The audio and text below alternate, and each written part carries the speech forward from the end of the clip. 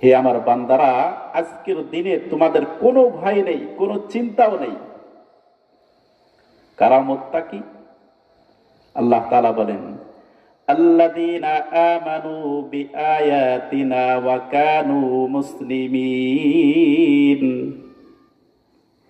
যারা আমার এই কোরআন দিয়েছিলাম, এই কোরআনের উপরে তার জীবনটাকে এমন ভাবে পরিচালনা করেছে যে আমার আদেশ নিষেধকে মান্য করেছে, যারা হালালকে হালাল মনে করেছে, হারামকে হারাম মনে করেছে, হালালকে গ্রহণ করেছে, হারামকে বর্জন করেছে, তারাই হলো মুত্তাকি।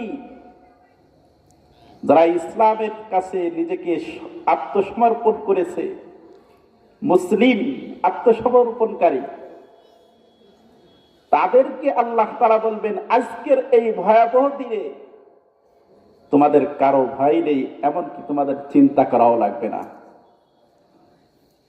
এরপরে আয়াতে আল্লাহ তাআলা বলেন, উদখুলুল জান্নাতা আনতুম ওয়া আজওয়াজুকুম তুহবারুন।